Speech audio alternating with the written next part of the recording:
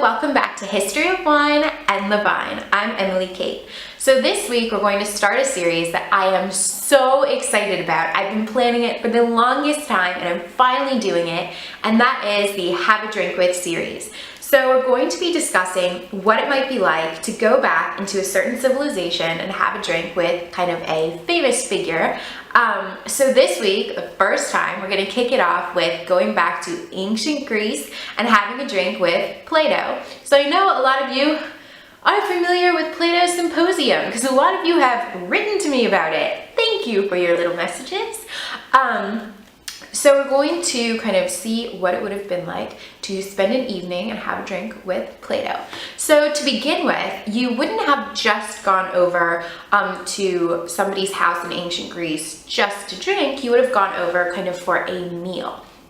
So you go over for a meal and you might even bring your wife or, your partner, if you are a woman, and then everybody would kind of have a dinner together. Then after the dinner is over, the wives leave.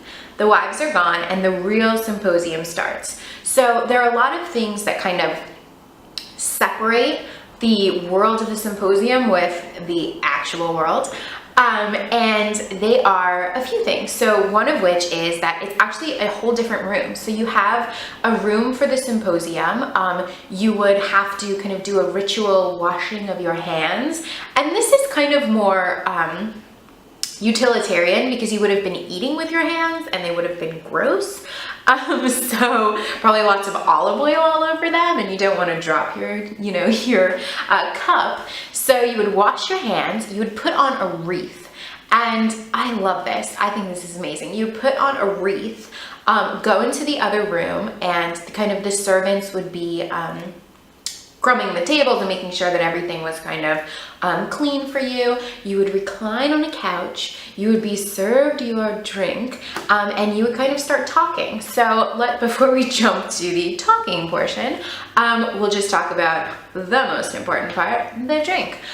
So as I mentioned, you would have definitely been drinking mixed wine. So this means that it would have been cut with water, and the extent to which it was cut with water would have been decided by the symposiarch, which is the greatest word ever. And this is kind of the person whose house you're having the symposium at, kind of the leader, and he would have decided kind of the level to which it was diluted. Now, dilution in ancient Greece was very important because they believed in temperance. They didn't believe that getting drunk, they thought if you were getting really drunk off of your wine, you weren't drinking it, you were swimming in it.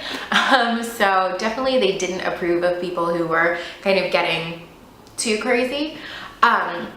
So you would have had your drink, but before you would have had a little tiny taste of unmixed wine.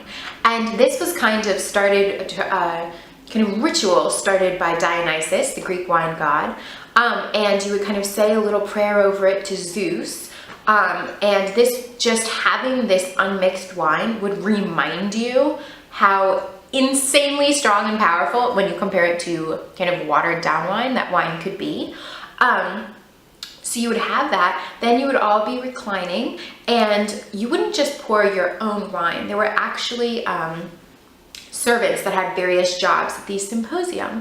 And so, for instance, there would be somebody that once the symposiarch decided what the wine to water ratio was, there was someone called an oinopotos, and he was a specifically trained person who was there to make sure that the ratio of wine to water stayed consistent for the entire evening. So you couldn't start with 60% water, 40% wine, and end up with 80% wine and 20% water. Thank goodness. And then there would also be people who were trained to kind of strain your wine when they poured it.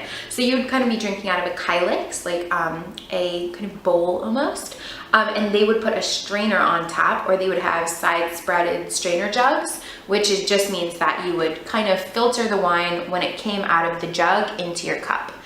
So whereas we nowadays have it done at the winery, so we don't have a lot of sediment, they had to deal with a ton of sediment. So it might be some like gummy wine,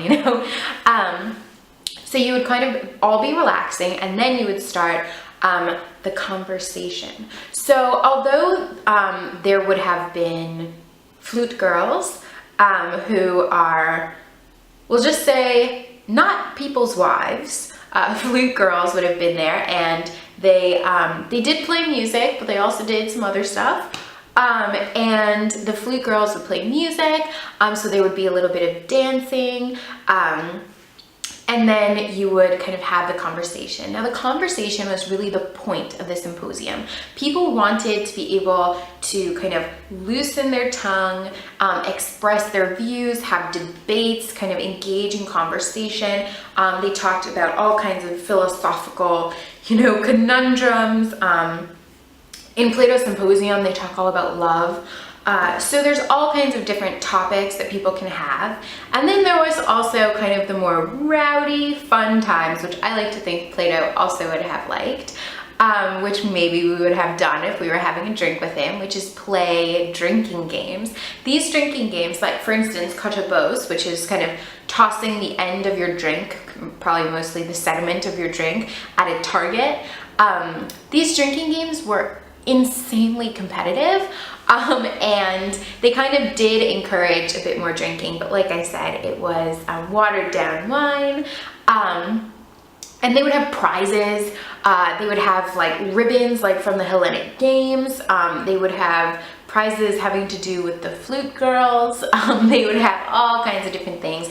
And this, along with the speeches and all kinds of, fraternal brotherhood kind of things, encouraged drinking. But it was always in order to drink to kind of express yourself with kind of less reserve. That was always really the goal of the people who attended the symposium. So that would have been your goal had you have been there. And yes, you would have just had a lovely conversation, enjoyed, been lying back, wearing the wreath, listening to the music. So I hope you enjoyed learning about what it would be like to have a drink with Plato. And don't forget to subscribe and tune in next week, because we'll be talking about another civilization and another figure in history. So give the video a big thumbs up if you liked it, and I will see you next week. Cheers!